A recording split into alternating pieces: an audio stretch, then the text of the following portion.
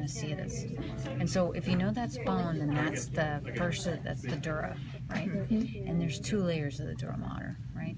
So then if we kind of take these 2 colors, it looks like it's sort of gray and then institutional blue, right? So that means that's the periosteal layer, right?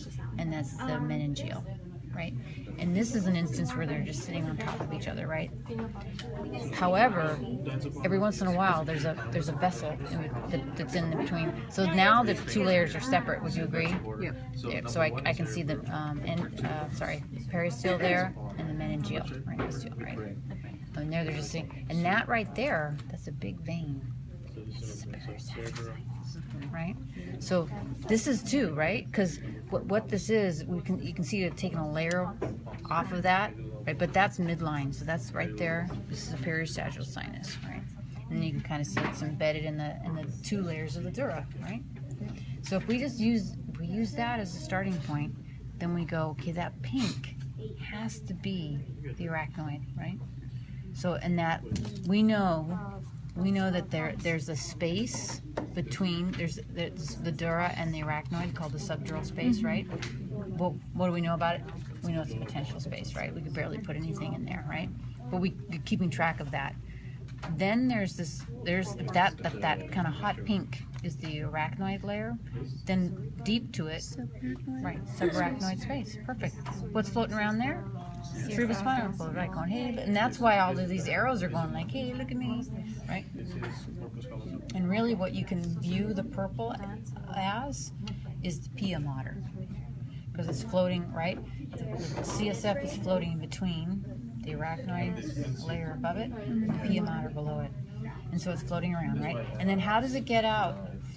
How does it, it's like, oh, look at me. It's floating around, and we already know, I just think this is kind of interesting, because you can kind of see the arrow going through that hole right there, and going through here. Yeah, arachnoid villi, right? It looks like a little cauliflower right there. And it's going into one of the sinuses right here. And you can also see it here. Oh, that's a good one, huh? That's an arachnoid villus. Villus is singular, villi is plural, right? And that's the internal aspect of it. It's just going to poke through that hole and go back to the blood vessel, right? So you're like, oh, that makes sense. And you can kind of see here, the brilliant thing about this model is that, would you agree, if this is mid-sagittal, this is parasagittal, right? So this is these are the lateral ventricles, right? It's the lateral ventricle. And see this like knobbly stuff right here? That's the choroid plexus of the lateral ventricle. So it's like, it's telling you, I'm starting here, I'm circulate here, I'm going to go through this little thing down there, the interventricular foramen, right? I'm going to end up right here. So all of this area right here, you can imagine is filled with fluid, 3rd ventricle, right? And you can kind of, I like this model a lot because you can see the other structures, because we need to know the name of that. What's that? The interthalamic adhesion. Thank you. Very good. Or exactly, the interthalamic adhesion or the immediate mass, either one is fine.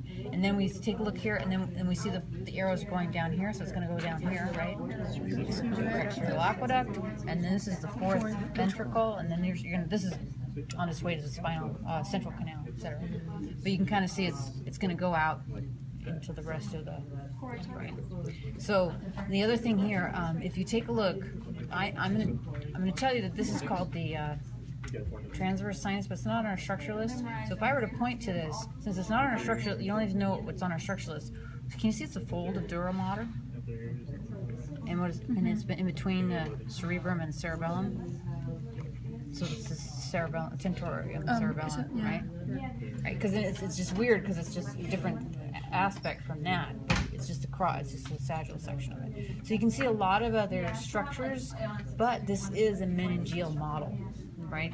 We've seen all the 3 layers, right? And we've seen the spaces, and we've seen the flow. And by the way, can you see this knobbly material here? It looks like you could feel it. Like that's the choroid plexus of the 3rd ventricle. Excellent. And then I go down here. This is how good this model is. Choroid plexus of the 4th ventricle. And you're like, good, there's a choroid plexus at every ventricle. And you can kind of see, what's that right there, that chunk thing right there? What's all that? Folks. Cerebri. Falx cerebri, that's right. And so that's the extent, because that's another fold of the meningeal dural layers. So that's all we really need to know in terms of the meninges, right?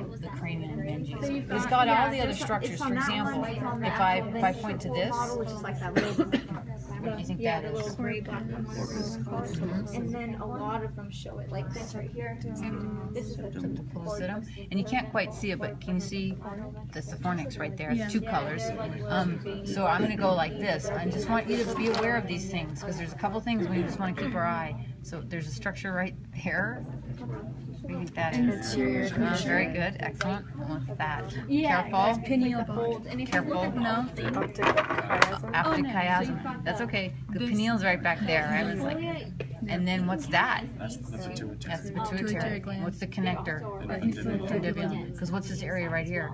the vermis you see when they're teaching. The hypothalamus, right? Because just think about the pituitary; it goes right into the hypothalamus. So that's that, and all that's the thalamus, right?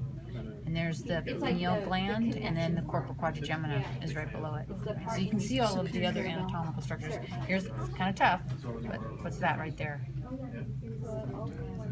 Yeah. Macroid body. Because you'll see it on a model like this. So if it's all flat, It's not a nerve. It's that thing right there, right? So it's nice because you've got the pattern in your mind. You're like, well, it's only one thing it can be, right? You can go this.